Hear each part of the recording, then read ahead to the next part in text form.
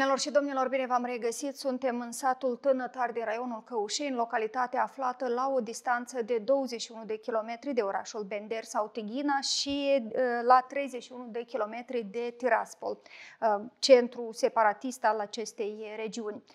Vom discuta astăzi cu locuitorii acestei localități, cu administrația localității despre impactul proiectelor europene în această localitate, despre rezultatele referendumului constituțional și alegerilor prezidențiale, dar și despre dezinformare. Așadar, în ordine vă prezint invitații speciale de aici, din primăria satului Tânătari. Este vorba de, în ordine, Cârlig Ion, primarul satului Tânătari. Domnule primar, bună ziua și mulțumesc că ați acceptat această invitație. O avem aici pe directoarea gimnaziului satului Tânătari, Aliona Afteni. Doamna Afteni, mulțumesc că ați acceptat această invitație. Bună ziua și bine ați venit la noi. Și îl avem aici pe Constantin Berlinski, ex-primarul satului Tânătari, veteran al războiului pentru independență și integritate teritorială a Republicii Moldova. Domnule Berlinski, mulțumesc că ați acceptat această invitație. Aș vrea pentru început să discutăm, pentru că este un subiect foarte actual care se discută de toată lumea. Este vorba de rezultatele alegerilor prezidențiale și a referendumului constituțional.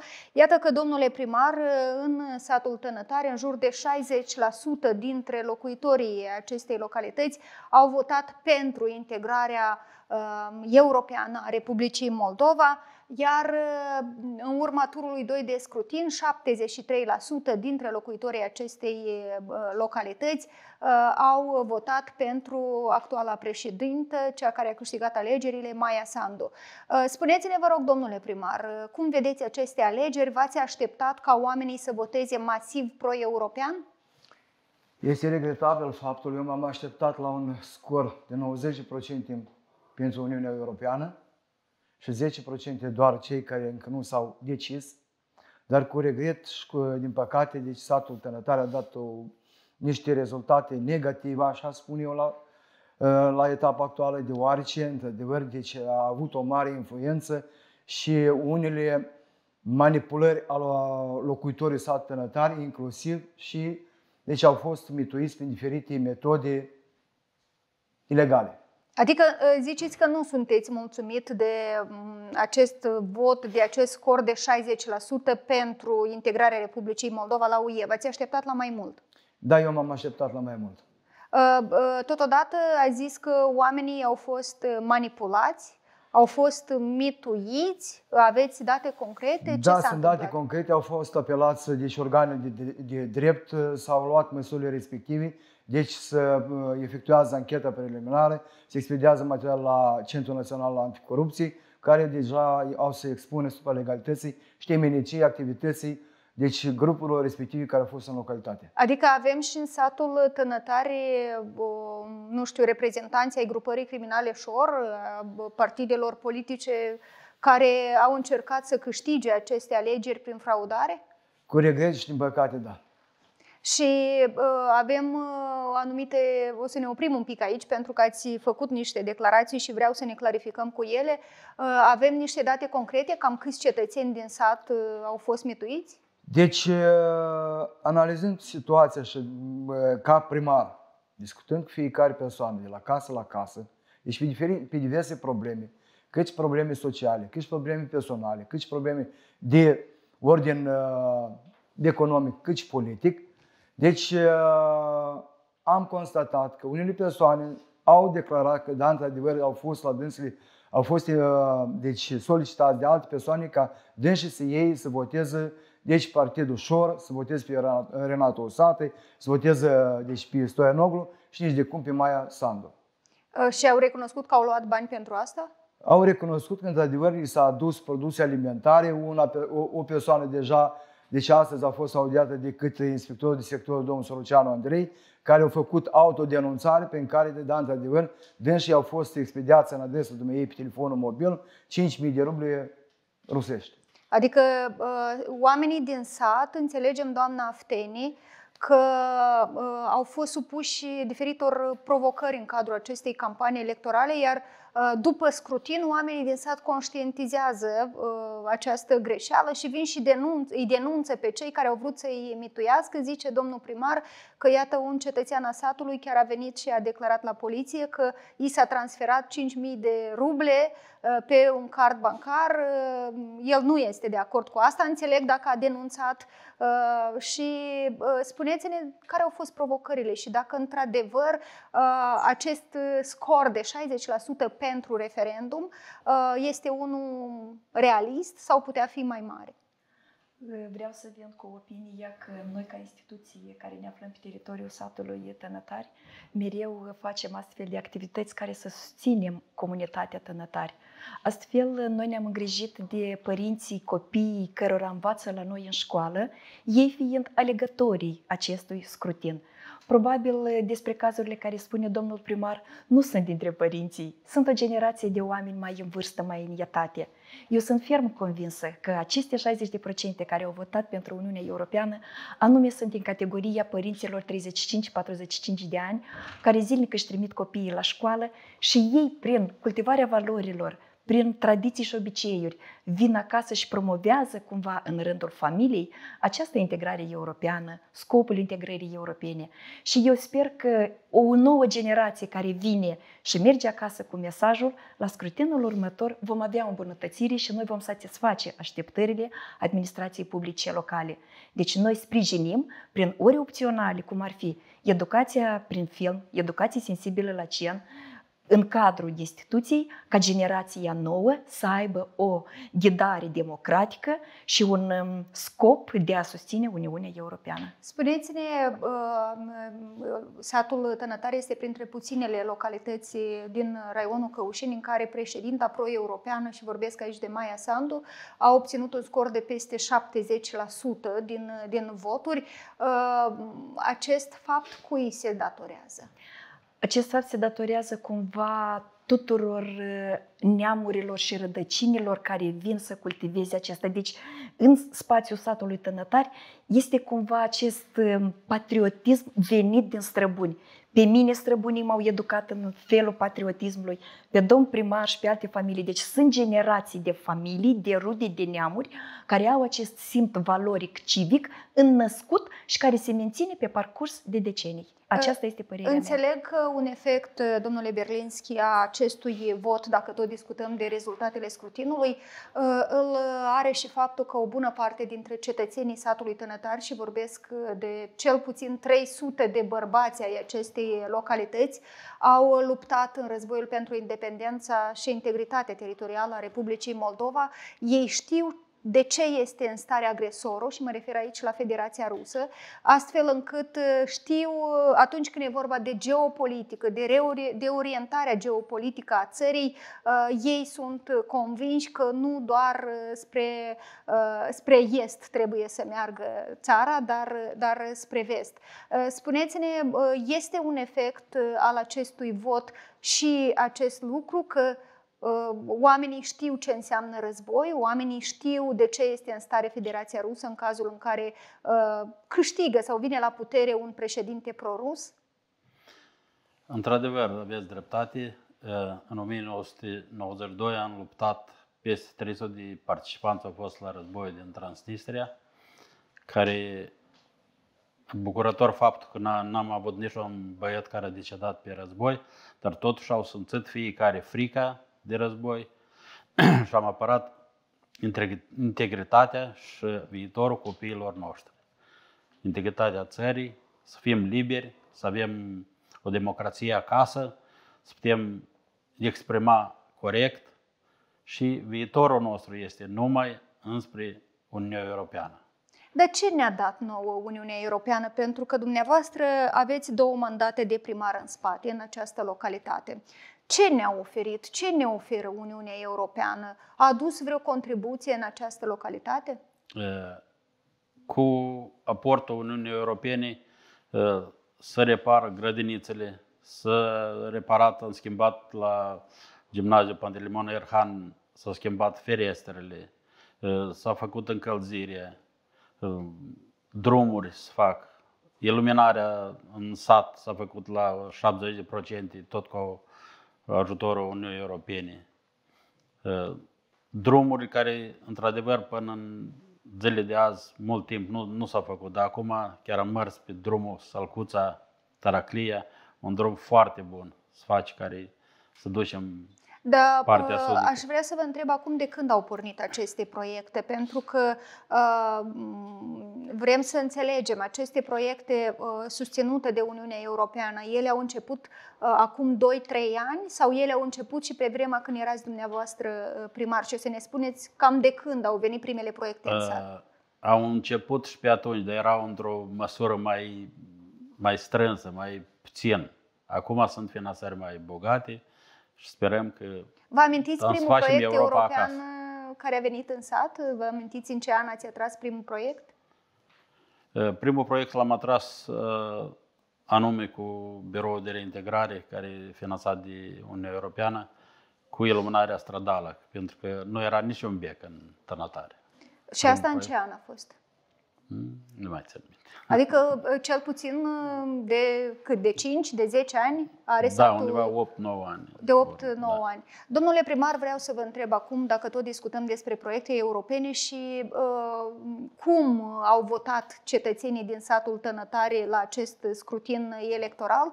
Se datorează acest vot și investițiilor europene sau explicați altfel, iată, rezultatele acestui scrutin? Deci, la etapa actuală, cât și până la moment, practic, localitatea Tănătare a beneficiat de mai multe proiecte investiționale din partea Uniunii Europene, cât și din partea Ministerului Dezvoltării Regionale.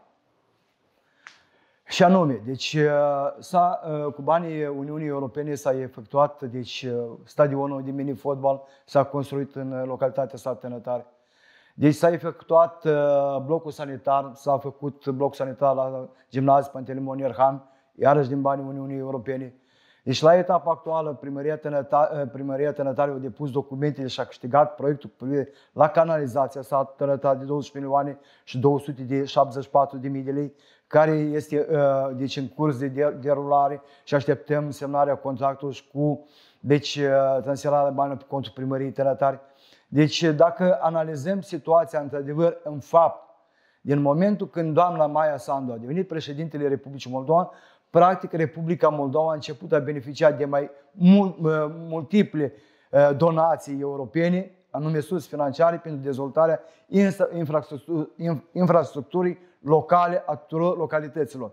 Gimnaziile, grădinițe de copii, drumurile, apeductele, canalizațiile și multe altele. Da, înțeleg acest lucru oamenii, pentru că, iată, ziceți dumneavoastră că doar în ultima perioadă, doar în ultimii ani, satul Tănătare a beneficiat de milioane de lei din fonduri europene pentru îmbunătățirea condițiilor de trai a cetățenilor. Fie că vorbim de condițiile de educație a copiilor, fie că vorbim de iluminat stradal, de drumuri și așa mai departe. Acest lucru este perceput de oameni, pentru că tot discutam la început despre provocări, despre mituire, despre situații când oamenii se încearcă să li se schimbe opinia publică. Este perceput acest lucru deci, de oameni? majoritatea cetățenilor din stat Tănătare perceapă acest lucru din mai multe considerente. În primul și în primul rând, copiii dânșilor sunt plecați pe hotărârea Republicii Moldova, unde lucrează, activează și expediază bani părinților în localitate.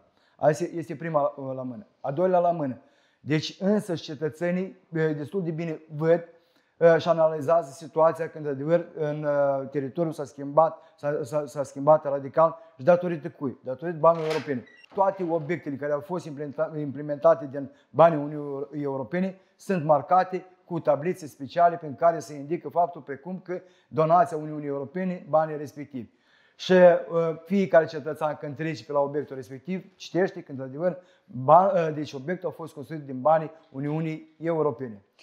Cu toate acestea, un pas important într-o apropiere a celor două maluri ale Nistrului, pentru că suntem în zona de securitate și ziceam la începutul acestei emisiuni că ne aflăm la o distanță de 20 de kilometri de Tighina, de 30 de kilometri de Tiraspol. Un pas important pe care l-a făcut această localitate și care este inedit în comparație cu alte localități din zona de securitate este că în ultima perioadă a atras profesori din regiunea transnistreană care vin și predau aici, predau limba română și nu predau altceva, predau educația muzicală. Doamna directoare, spuneți-ne mai multe despre această inițiativă, cum v-a reușit și câți profesori vă vin din regiunea transnistreană în școală? O școală ca a noastră care are grijă de securitatea, starea de bine a elevilor și a colectivului profesoral, poate să crească imaginea de sine a instituției, a elevilor și a cadrelor didactice. Deci este vorba despre o școală prietenoasă copilului. Profesorii și învățătorii mereu întrețin activitățile de legătură dintre școala noastră și locurile care sunt frumos amenajate în Transnistria. Este vorba despre zona de securitate în care ne menținem și dorim să ne aflăm prin legăturile a cadrelor didactice care ne oferă servicii educaționale în instituția noastră. Aceste începuturi au avut loc abia acum 6 ani, când am invitat primul profesor de educație muzicală și spre meritul nostru nu ne-am oprit aici. După el a urmat un alt profesor de limbă și literatură română, conducători de cerc care vin și ne oferă serviciile lor educaționale, fiind niște specialiști de forță. Iar noi, pe de partea cealaltă, le oferim stare de bine, le oferim climat psihologic plăcut aici. Ei vorbesc în limba română, ei participă cu mult drag la manifestările patriotice care sunt organizate la raionul Căușeni, ei educă în copiii noștri valori și ei sunt mândri că vorbesc în limba mamei, fără a fi stingheriți. Pentru că, ne-au spus ei, acolo unde se aflau, era o dezinformare totală prin presă, televiziune și procesul educațional, care asta și urmărea, dezinformarea, având ca scop major să distrugă valorile proprii și dezvoltarea personală a fiecărui angajat. Înțelegem din ceea ce spuneți dumneavoastră că la moment 3 profesori vin din Tighina și predau săptămânal copiilor din Tănătari. Acest prim pas a fost făcut acum 6 ani în urmă, după care, când a venit primul profesor, după care au mai urmat alții 2 profesori. Spuneți-ne, acești profesori se simt altfel aici? Ce zic? Noi putem citi în fiecare zi zâmbetul pe fața lor și colectivul nostru cumva i-a primit cu o căldură deosebită, având în vedere faptul că noi pe teritoriul satului 30 de ani în urmă înțelegeam ce se întâmplă acolo. Și atunci când ei au venit și au deschis brațele că eu sunt disponibilă să ofer serviciile educaționale copiilor, s-au legat îndată niște prietenii. Ei au prins să meargă la cursurile de formare continuă pe teritoriul Republicii Moldova, fapt pentru care ei își cresc competențele lor profesionale și se simt de o competență mai înaltă.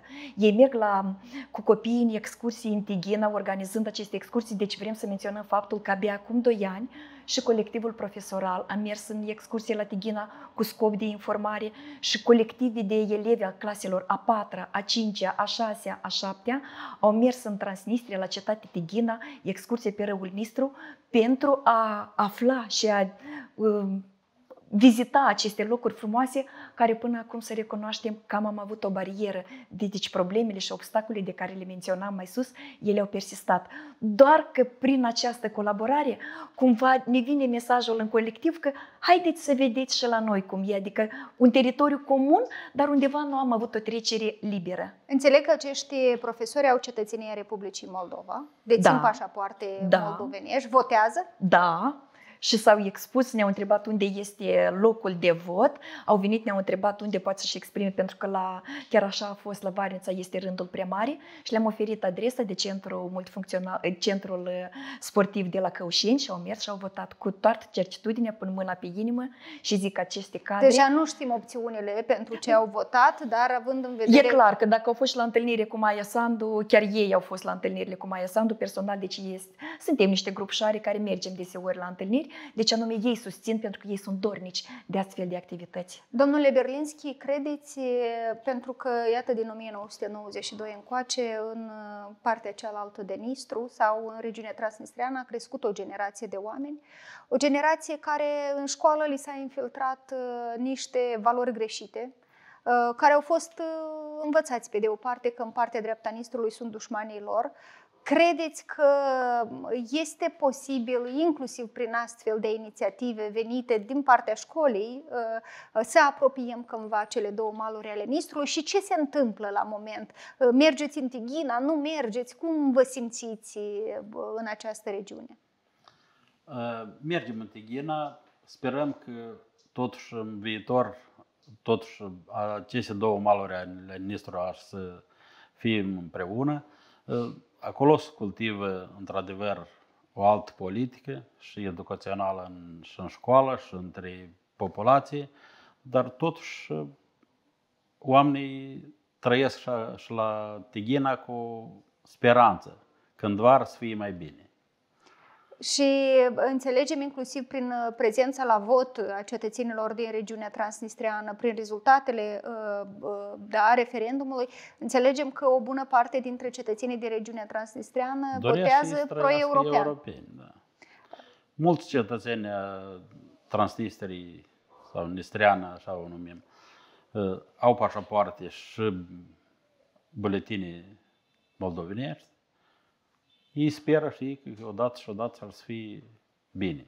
Zicea anterior domnul primar despre acele provocări și acele tentative de mituire, inclusiv a locuitorilor satului Tănătari, în ajun de alegeri prezidențiale și în ajun de referendum.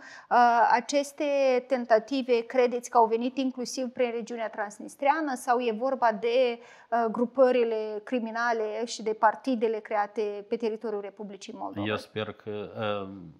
Eu cred că aceste partide sunt la noi, în partea dreaptă a Nistrului, nu numai în partea stângă. Și regretabil faptul că mai avem așa persoane care pentru o sumă oarecare de bani, ei vând și demnitatea și țara o vând, viitorul copiilor noștri și a nepoților.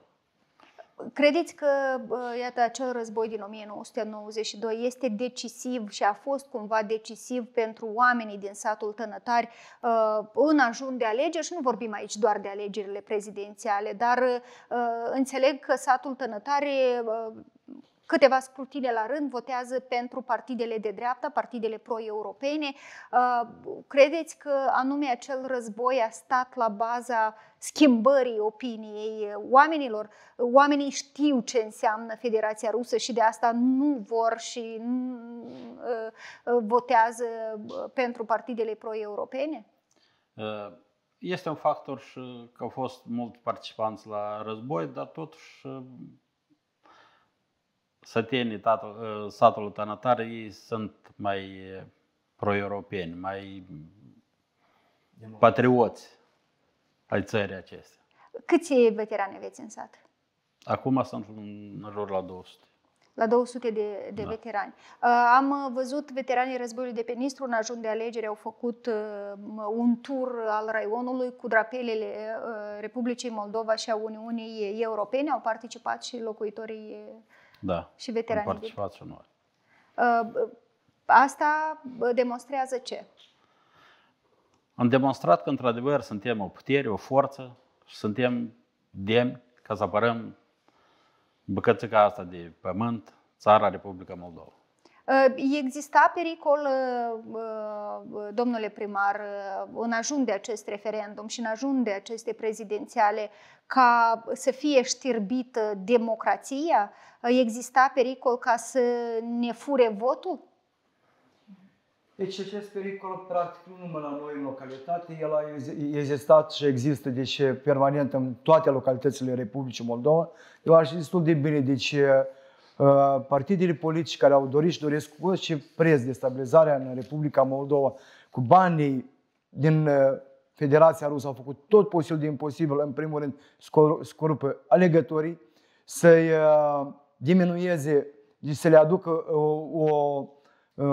un fals în declarațiile lor, și, deci manipulând și motivând faptul că doamna Maia Sandu deci nu a făcut nimic aici 4 ani de zile, deci nu și-a onorat obligațiunile, însă realitatea și adevărul deci este văzut cu ochiul liber că într-adevăr, deci în timp de 4 ani de zile, practic în Republica Moldova s-a schimbat esențial și radical atât și politica, cât și deci, situația socială, materială, financiară în localitățile Republicii Moldova, din toate satele. Dar ce s-a întâmplat? Și vreau să vă întreb pe dumneavoastră, fiecare dintre dumneavoastră. Instituțiile statului n-au știut despre aceste cazuri de corupere a alegătorului și nu vorbesc aici de satul Tănătari, dar în general de întreaga Republică.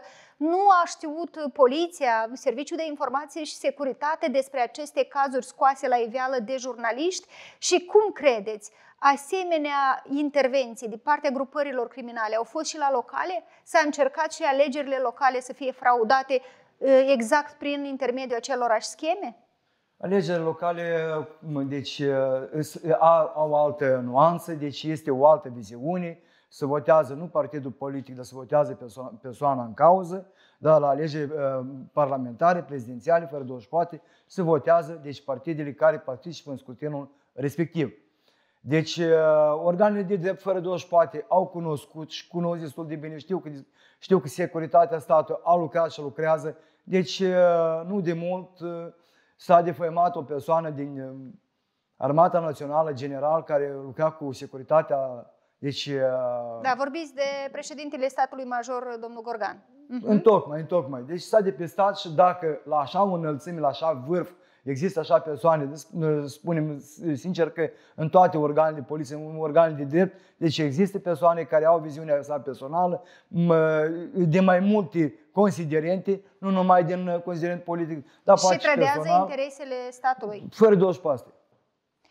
Și cu toate acestea ziceți că la locale e mai greu de cumva de intervenit, pentru că la locale se votează omul, se votează cetățeanul care îl cunoaște. Cetățeanul X. Da, și mai puțin partidele politice. Cu toate acestea s-a votat și Consiliul Local și Consiliul Raional, acolo mai mult partidele figurează. Există și aici corupție fără doar și poate, există și aici mituiri, există și aici deci, diferite scheme de fraude, dar mai puțin. Am înțeles. Doamna Afteni, iată că discutăm despre acest fenomen care a luat amploare în ajun de alegeri pe teritoriul Republicii Moldova și vreau să vă întreb, pentru că a zis anterior domnul primar despre dezinformare și ați accentuat și dumneavoastră, prin ce canale, cum parvine dezinformarea într-o localitate rurală, iată, aflată la 20 de kilometri de Tighina, la nici 100 de kilometri de Chișinău?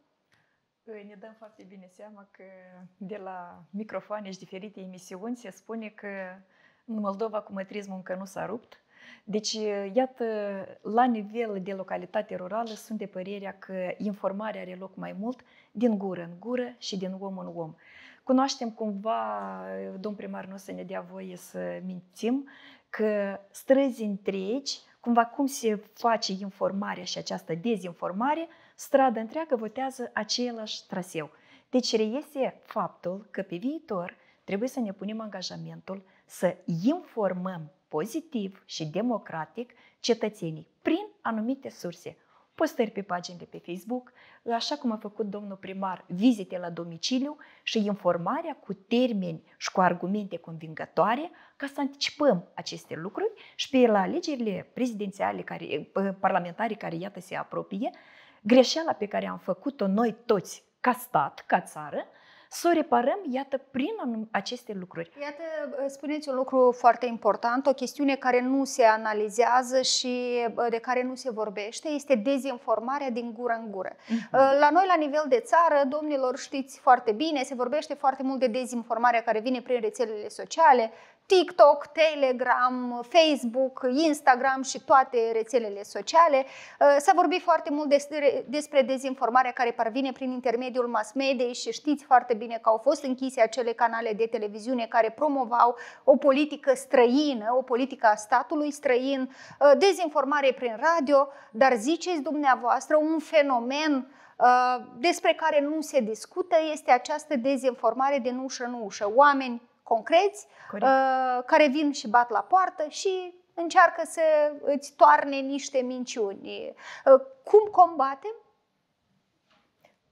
Eu sunt de părere că trebuie să organizăm niște grupuri, niște adunări generale de sat, în care să venim cu informația pregătită, ca să aducem argumente mai multe pro, pentru ca cetățeanul, că de fapt eu sunt de părerea că cetățeanul astăzi este cumva inteligent. Și dacă noi venim cu argumentul de la Maia Sandu mesajul, după care la președintele raionului, după care la primarul localității, și acesta este un mecanism care lucrează în rețea, eu cred că când ajunge informația la cetățeanul care își pune votul, că noi pe el vrem până la urmă să mizăm, informația va fi una pro. Nou aici eu recunosc și în colectivul nostru 36 de angajați și pe teritoriul satului ne-a scăpat prea bine explicația elecției ce înseamnă referendum. Adică până la urmă oamenii n-au prea știut ce include în sine acest referendum. Domnule Berlinski, zice doamna Afteni că dacă e să analizăm per mahalale, chiar putem să ne dăm seama că pe ulița X un grup de oameni care au fost dezinformați au votat într-un fel, pe altă uliță altfel, adică oamenii în dependență de gradul lor de informare au votat într-un fel. Și iată, acest fenomen din ușă în ușă trebuie analizat și cum credeți, într-adevăr, dezinformarea a ajuns în casa omului din gură în gură inclusiv? A ajuns și dezinformarea, dar totuși au mizat mult pe banii propuși de cineva, cumva. Au fost propuși bani și ei s-au vândut demnitatea fiecărui moldovean. Iată, am observat acum, domnule Berlinski și domnul primar, o să ne spuneți și dumneavoastră, dacă anterior noi discutam despre transportare organizată la alegeri cu microbuzul, cu autobuzul, cu trenul, iată că am ajuns să aducem la vot și cu avionul și mai puțin, da, vă râdeți, domnul primar, de ce? Recent am vizionat pe rețelele de Facebook un interviu cu un cetățean al Republicii Moldova care i s-a pus întrebarea: la ce vă приехали голосовать? Ultimul dă un răspuns sarcastic: în avione. Deci persoana în cauză, fără doar și poate, deci încă o dată demonstrează mentalitatea dumnealui, că este departe de democrație, este departe de realitate și adevăr și a venit cu un singur scop: ca să primească niște bani pentru votul său. Credeți că, domnule Berlinski, această transportare inclusiv pe calea aeriană, care nu costă puțin, cu siguranță, plus acești oameni care au fost transportați cu avionul au fost plătiți pentru votul lor, e vorba de sume colosale, e vorba de un tip de alt război decât ne-am obișnuit noi cu arme. Credeți că acest lucru a fost organizat mai mult pentru a transmite mesaje că se poate și așa? Sau chiar au avut intenția de a câștiga alegerile prin transportare pe cale aeriană? Da, într-adevăr, Rusia s-a implicat foarte mult pentru ei au vrut ca anume să fie omul lor la putere, ca să câștige, să poată manipula poporul Republicii Moldova. Aducerea forțată sau organizată au fost puse ori plătite, ori niște condiții. Că cetățenii Republicii Moldova, anume care trăiesc în Federația Rusă. Și ei au fost puși... Adică au fost, unii dintre ei puteau fi chiar și șantajați. Rugați silnic, da. Șantajați că îți vei pierde locul de muncă, că îți vei pierde reședința și așa mai departe. În general, cum ați privit acest lucru? Iată, ca cel care ați luptat în anul 1992 pentru independență, pentru integritate, toate aceste scenarii puse la punct, foarte bine puse la punct de cei care au vrut să corupă votul, s-au testat tot felul de scenarii în cadrul acestei campanii electorale și în cadrul acestor alegeri. Cum au fost văzute de veteranii care au luptat pentru independență și pentru integritate? Viziunea noastră este că, într-adevăr, nu trebuie să vindem țara pentru o sumă oarecare de bani. Trebuie să fim demni. De atât am luptat ca viitorul Republicii Moldova să fie pentru copiii noștri, pentru nepoții noștri și nu trebuie să vindem țara pentru Ne mai rămas, doamna Afteni, demnitate, pentru că s-a ajuns la un grup de cetățeni și s-a lucrat cu un grup de cetățeni vulnerabili. Vorbesc aici de cei care au fost fraudați sau au încercat să fie plătiți. Un grup de cetățeni care au venit turmici. La acest grup de oameni n-au prea ajuns alți actori politici care să-i convingă să voteze pro-european. La acest grup de oameni s-a ajuns cu bani, s-a ajuns cu pachete alimentare, s-a ajuns prin alte metode. Spuneți-ne, ne-a mai rămas demnitate sau atunci când discutăm despre sărăcie, nu prea discutăm despre demnitate? Eu sunt de părerea că fiecare dintre noi, dacă înainte de alegeri ar vorbi cumva virtual cu strămoșii lui, această demnitate o găsește și îi spune mamei, bunicului că în mine e viță de român. Doar circumstanțele, doar dezinformarea, doar mileniul grăbit și tehnologiile care sunt în jurul fiecărui alegător fac ca aceste convingeri să ieșuieze doar pe perioadă scurtă.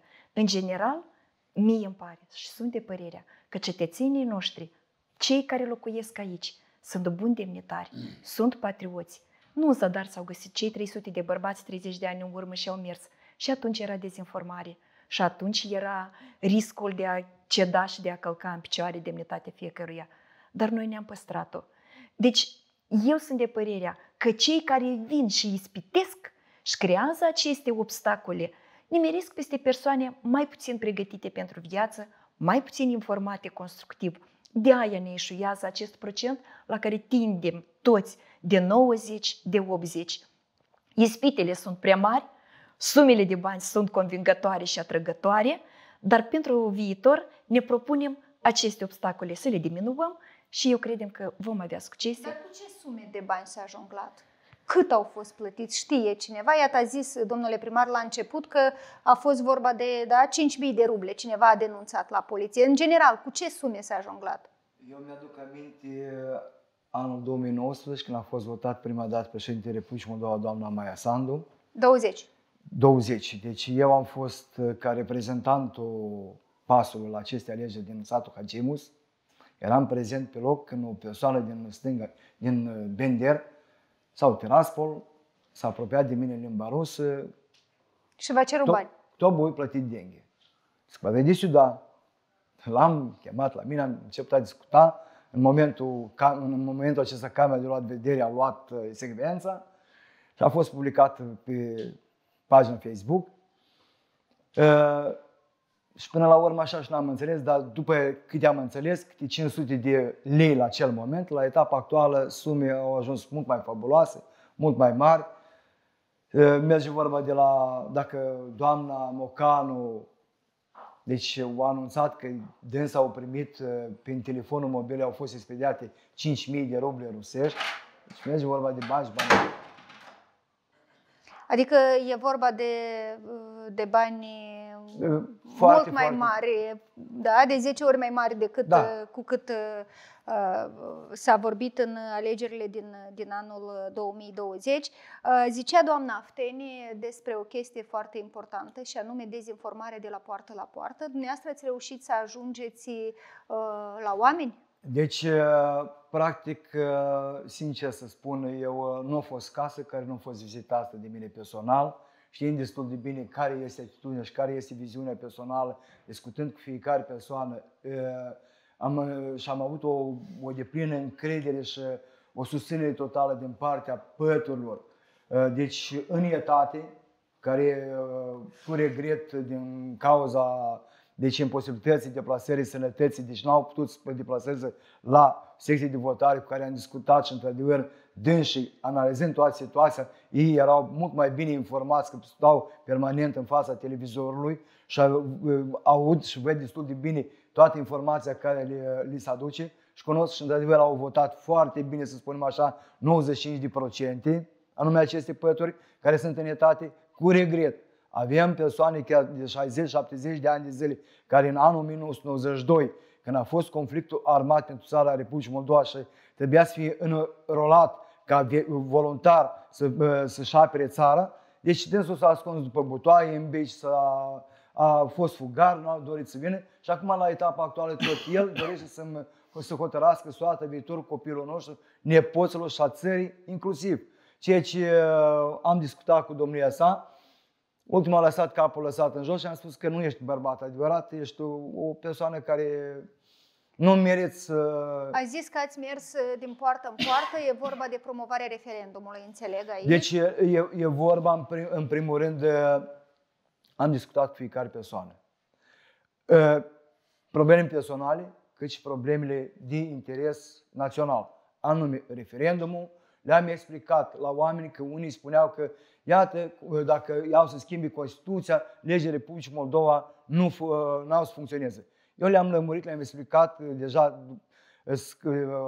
jurist și le-am spus că, conform articolul 4 al Constituției Republicii Moldova, dacă legea națională a Republicii Moldova contravine legislației internaționale, tratate internaționale la care Republica Moldova este aderată, deci se aplică legea internațională. Și la etapa actuală nu văd nicio o întrebare sau o ieșire din comun că dacă să fie deci modificată Constituția în vederea să aderăm sau să nu aderăm la Uniunea Europeană. Mai mult ca atât, deci aderarea la Uniunea Europeană ne se dă niște posibilități economice foarte și foarte deci, avantajoase pentru Republica Moldova. În primul rând, deci am comunicat, deci străzile, canalizațiile, aducerea de investiții pentru diferite, deci în domeniul agriculturii, în domeniul economic, social și politic a statului Republicii Moldova, medicinii. Deci, practic, să spunem așa, Spitalul Raional Căușeni a primit o grămadă ajutoare financiare, cât și deci, bunuri materiale pentru înzestrarea cabinetelor, deci a Spitalul Raional Căușeni, cât și Centrul Medicilor de Familie la etapa actuală din Italia. Deci așteptăm să vină niște aparați speciale pentru cabinetul stomatologic, care dorim să-l deschidem aici pe loc, ca specialistul nostru să vină să lucrează. Vreau să vizionăm împreună un reportaj de la Gimnaziul satului Tănătari, să vedem ce proiecte sunt în derulare și care este situația în cadrul acestei instituții școlare, după care revenim să discutăm despre impactul proiectelor europene în satul Tănătari.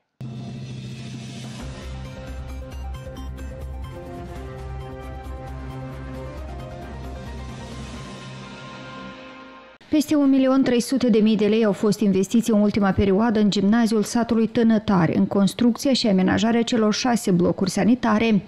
Directoarea instituției școlare spune că până anul trecut elevii mergeau la toaleta de afară, unde nu exista apă, iar condițiile erau primitive.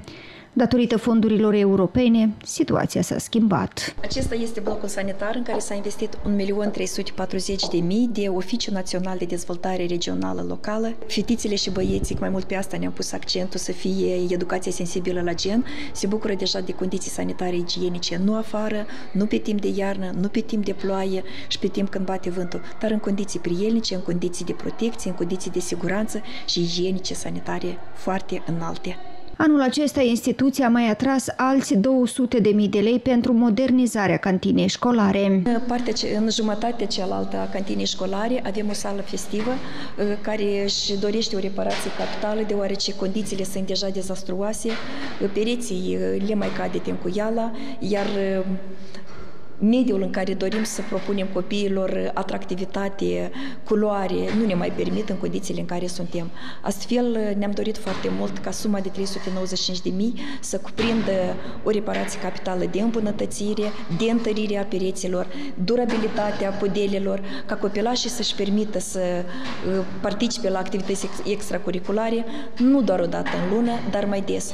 Angajații gimnaziului spun că aceste fonduri sunt mai mult decât necesare. Este strict necesitate, eu zic, și podelele noastre de acum, și săvile astea nu sunt chiar estetice, este.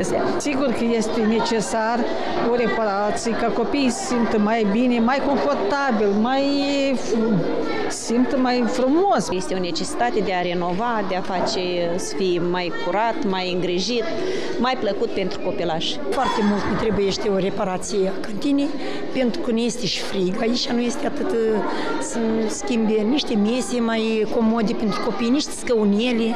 Eu activez mai mult de 15 ani, aproape 20. Au fost timpuri și mai grele, la moment, adică nu-i cel mai bine, dar cred că se poate fi făcut să fie mai bune condițiile pentru elevii noștri. Un alt proiect câștigat în valoare de aproape 400.000 de lei a fost pentru amenajarea 2 spații din instituție pentru un centru multifuncțional, care va fi dotat cu spații pentru educație non-formală a elevilor. Un cabinet de educație muzicală, dar l-am lăsat pentru a-l renova și a-l construi într-un centru multifuncțional pentru copiii din instituția noastră, cei 180, și nu în ultimul rând pentru 4 copii refugiați din Ucraina.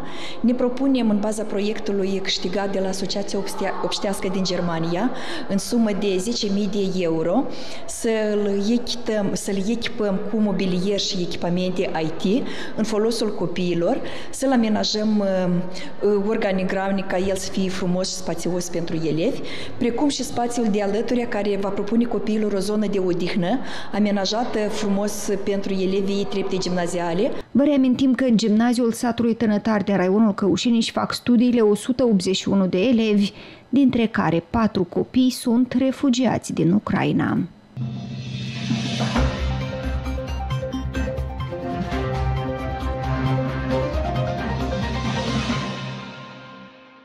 Am revenit la noi în studio. Iată, doamnelor și domnilor, ați văzut, în satul Tănătari din raionul Căușeni, proiectele europene sunt la ordinea zilei. Doar în gimnaziul acestei localități au fost implementate proiecte și mai sunt în derulare proiecte de milioane de lei. Doamna Afteni, spuneți-ne mai multe despre impactul acestor proiecte pentru comunitate și pentru copiii acestei comunități și cât este de complicat să atragi un proiect european într-o școală mică, dintr-o localitate mică, cu elevi cu competențe și abilități mari.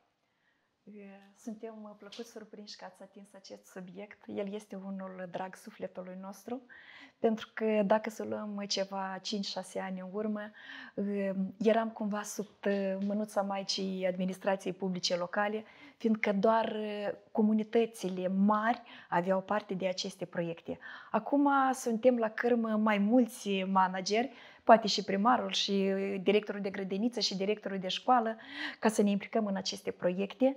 Pe cât este posibil, cu pași mici, spre viziuni mari, totul este posibil. Doar completarea unui formular de intenție, scopuri bine determinate, beneficiarii pe care îi arătăm în fiecare chestionare, obiectivele strategice ale gimnaziului și astfel suntem deja la etapa că am atras în instituție 4 proiecte a Uniunii Europene, beneficiari fiind atât elevii cât și părinții. Vreau să menționez faptul că aceste decizii în urma atragerii proiectelor Uniunii Europene nu sunt luate doar de echipa managerială, nu sunt luate doar de instituție, dar în colaborare cu administrația publică locală, prin Consiliul de Administrație, unde avem elevi și părinți, prin adunările cu părinții, se decide pentru ce să fie valorificați. Dacă îmi permiteți o paranteză, acum avem un proiect în care vom valorifica $11.400 în proiectul Educației de Calitate, în care câteva săli din Gimnaziul Pantelimon Ierhan vor fi echipate cu mobilă nouă, ceea ce ne-am dorit și era de dorit foarte mult. Tot aici vor fi aduse echipamente IT, panouri interactive, imprimante multifuncționale. Într-un alt proiect, Centru Multifuncțional, vom beneficia de asemenea de $10.000 la echipamente IT și mijloace de reparație capitală a acestui spațiu pentru copii. Anterior, ceva timp în urmă, am avut un proiect în care am avut 3 etape, am câștigat de 3 ori, câte $3.000 de lei, de fiecare dată îmbogățind biblioteca cu literatură de specialitate pentru copiii refugiați din Ucraina, altădată organizând tradițiile și obiceiurile pentru acești copilași și la ultima tranșă am cumpărat căciulile de cărlan de care copiii le folosesc la concursurile naționale, internaționale la care mergem și deja prindem să venim cu primele roade, cu primele succese, cu primele diplome. Suntem în parcurs. Totul este posibil și vă mulțumim că ați menționat faptul că o instituție mică, cu un număr mic de copii, la nivel de completare online, poate obține proiectele, fiindcă s-a menționat faptul că ele sunt mult mai bogate, suma lor este mai impunătoare și o poate valorifica fiecare. Iată, domnule Berlinski, ne-a vociferat doamna directoare la moment niște sume frumoase, $11.500 sau de euro, alții 10.000, iată, am avut și 1 milion și ceva pentru blocurile sanitare, asta doar în școală. De vis acum 10 ani în urmă asemenea proiecte, mai ales pentru un buget destul de auster pe care l-au comunitățile rurale. 10 ani în urmă, undeva 8 ani în urmă, am mai beneficiat de un proiect european, reparația sălii sportive, tot la Gimnaziul Pantelimon Ierhan. care a fost necesar. Asemenea sume pe care, care au fost făcute vocal de doamna directoare, sunt capabile autoritățile publice locale, sunt capabile primăriile să le aloce din bugetul lor? Cu puterile proprii e imposibil. Da. Domnule primar, ce înseamnă, iată, asemenea proiecte pentru comunitate, pentru copiii din această localitate și pentru bugetul local? Iată, avem, da, câteva sume foarte mari. Din bugetul local ați fi capabil să alocați ceva pentru modernizarea școlii? Și dacă ați putea să ne spuneți cât e bugetul satului? Deci, este regretabil faptul, dar, într-adevăr, bugetul localității, primăriei, satului Tănătari, este de 2 milioane ceva de lei, care este, deci, mai mult, spunem așa, deci doar pentru necesitățile administrației publice locale, salarii și alte cheltuieli. Cu regret să ne implicăm pentru reparații capitale, să investim, să facem alte bunuri materiale pentru localitate este imposibil. Fără doar poate aceste sume care parvin din partea Uniunii Europene, din partea Guvernului Republicii Moldova, din partea UNDRL și alte structuri care deci finanțează Republica Moldova, deci sunt benefice, aplauzibile și necesare pentru orice localitate din Republica Moldova. Eu aș dori să menționez faptul că anume, deci permanent am avut și am tangență și discuții și deci susținere din partea deputaților din Parlamentul Republicii Moldova, domnul Cătănoi Artemi, permanent a fost aici la noi și este în vizită. Deci domnul Olexe Rebreanu a fost în luna aprilie la noi în vizită și ne-a alocat suma de 500.000 de lei la guvern ca să facem pavajul. Deci în centrul satului, că era imposibil ca copiii să meargă pe trotuar și mergeau pe șosea și era deci foarte periculos pentru viața copilului. Deci vreau să mulțumesc și președintul Raionul Căușeni, care într-adevăr avem o colaborare și o conlucrare extraordinară. Recent, deci pentru Gimnaziul Pantelimon Iercan au fost alocate inițial 325.000 de lei, apoi încă 75.000 de lei ca să facă reparații capitale în sala festivă. Într-adevăr să avem o sală, deci... Da, ați zis că satul are 2 milioane de lei și făceam acum o comparație cu proiectul din școală, proiectul european câștigat de 1 milion și cât... Da, asta ar trebui un sat să activeze un an de zile, da, la zero, ca să facă un bloc sanitar într-o școală. E imposibil, practic. Este imposibil chiar și cu taxele locale care noi le avem, practic este imposibil. Dacă să luăm acum serviciile de prestarea unor, de prestarea chiar și curățarea drumurilor sau să vină să nivelească drumurile respective, deci sume fabuloase, 10, 200, 500.000 de lei pentru o zi întreagă. Este imposibil. Dar anume cu aceste finanțări, noi avem posibilitatea totuși să... Așteptăm, doamna Aftenie, ca odată fiind modificată Constituția, ca odată fiind introdusă în Constituția Republicii Moldova, și ea deja a fost modificată, ca parcursul Republicii Moldova, orientarea geopolitică a Republicii Moldova fiind Uniunea Europeană, ca aceste proiecte să devină mai multe, să avem acces la mai multe astfel de proiecte și la mai multe astfel de finanțări din partea Uniunii Europeană, ca să ne întâlnim aici în 5 ani de zile, să avem o școală ca, nu știu, ca în Olanda, de exemplu, sau ca în oricare altă țară din Europa. Ne așteptăm la o creștere a numărului de finanțări? Sunt convinsă și susțin părerea dumneavoastră că școala are nevoie de aceste investiții și merge ca într-o diagramă. Dacă 2018-2022 au fost 1-2 proiecte, 2022-2024 sunt 4 proiecte, 2024-2028 vor fi 8, 9, 10 proiecte. Dar aveți garanții că va veni? Avem garanții că va veni, da, sigur că au fost deja lăsate contractele, perioada lor de expunere este decembrie 2024, august 2025, deci suma de $11.400, cea de 10.000 se lasă întâi așteptată reparația, după care revin echipamentele în teritoriu, respectiv și mobilierul. Ziceam că resursa umană este una pregătită, ea este una modernă, una care deține competențe digitale, doar în tot domeniul educațional este nevoie de bază materială îmbunătățită. Și asta se face acum și pe viitor cu investițiile europene. Doar așa. Am doar o ultimă întrebare la fiecare dintre dumneavoastră. Suntem la final de această emisiune și iată că timpul zboare foarte mult. Domnule Berlinski, Pentru dumneavoastră, cel care ați stat cu arma și ați apărat teritoriul Republicii Moldova în anul 1992, ce înseamnă siguranța? Ce înseamnă securitatea cetățeanului și securitatea țării? Securitatea țării este în mâinile noastre.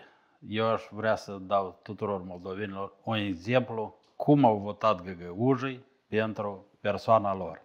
Așa și moldovenii trebuie să voteze omul lor, puterea în țara Republica Moldova. Eu sper să ajungem într-o bună zi ca Republica Moldova și Găgăuzia toată să voteze sub aceleași valori până la urmă. Într-adevăr, în regiunea Găgăuză există mari probleme, inclusiv privind dezinformarea. Noi vedem ce se întâmplă cu Bașcana Găgăuziei, dar asta e un alt subiect de discutat. Într-adevăr. Dar până la urmă înțelegem că pentru dumneavoastră siguranța este mai presus de orice și securitatea statului trebuie să fie în prim plan. Da, securitatea pentru oamenii Republicii Moldova trebuie să fie apărați de dezinformare, de crime, de Este în tot ce pericol, se trece doamna la- Aftenie, dacă nu vom lua măsuri privind dezinformarea și valul de știri false, este în pericol securitatea țării? Sigur că da. În cazul în care noi, cei care înțelegem, noi trebuie să ne asumăm niște responsabilități de viitor, niște obligațiuni și, în ultimul rând, eu, în persoana mea, mi-asum aceasta pentru următorii ani de activitate, că fiecare angajat, fiecare părinte al copilului care învață în școala noastră să fie cât mai puțin alipit la această dezinformare, dar ne asumăm niște responsabilități de promovare a drumurilor Uniunii Europene, a scopurilor, a obiectivelor lor generale. Și aș vrea, spre final de emisiune, să ne asumăm un motou cu cuvintele: nu merge înaintea mea, aș putea să nu te urmez. Nu merge în spatele meu, aș putea să nu te conduc. Mergi alături de mine și fii prietenul meu. Așa vom urma pe parcurs. Foarte frumos motou. Și o ultimă întrebare, domnule primar, vedem riscuri de securitate în zonă la moment și care ar fi acestea, dacă le vedeți? Deci, la etapa actuală, practic și însăși locuitorii Transnistriei, deci sunt într-o situație dificultoasă, și anume războiul de la Ucraina. Războiul de la Ucraina care dă peste cap și fac durere de cap practic tuturor conducătorilor țărilor pe glob pământesc. Anume acest război, să spunem așa, frate ucis și creștinesc, nu este binevenit și totuși președinții de stat să pună la masă rotundă, să aducă pacea pe globul pământesc și atunci noi vom avea o securitate totală. Până când tunurile bubuie și armele aruncă muniții, deci noi nu putem să fim securizați în totalmente, că mâine pe mâine ne vom pomeni și noi într-un conflict armat sau într-un război frate ucid cu cei din Transnistria sau Federația Rusă la hotar cu noi. Deoarece la sud avem Găgăuzii, deci în partea dreaptă a malului Nis avem Transnistria. Deci, practic, securitatea Republicii Moldova, într-o situație dificilă, aș menționa acest fapt, dar Maia Sandu a făcut tot posibil de imposibil, că din 2022 până la etapa actuală, 2 ani de când durează războiul, deci la Ucraina, a menținut pacea în Republica Moldova și sunt fier convins că Dumnezeu să aibă putere și așa mai departe să țină securitatea la nivelul necesar. Eu vă mulțumesc mult pentru că ne-ați primit aici la dumneavoastră în Tănătari, pentru că ați vorbit despre provocările și problemele, temerile și durerile pe care le aveți aici în localitate și cu siguranță sperăm să menținem această legătură și să mai venim la dumneavoastră în localitate cu tot felul de vești bune, cu tot felul de reportaje pe care noi le realizăm și le prezentăm cetățenilor noștri. Doamnelor și domnilor, vă reamintesc că astăzi ne-am aflat în satul Tănătari, din zona de securitate, localitate aflată la 21 de kilometri de Tighina, 30 de kilometri de orașul Tiraspol. Aici am discutat cu primarul satului Ion Cârlig, cu doamna Aftenie, Aleona, directoarea gimnaziului din satul Tănătari și veteranul de război, ex-primarul localității, domnul Constantin Berlinski. Eu, Renata Lupăcescu, vă mulțumesc pentru atenție și ne vedem într-o altă localitate din zona de securitate. Ne vedem în satul Cârnățeni. O zi minunată să aveți! La revedere!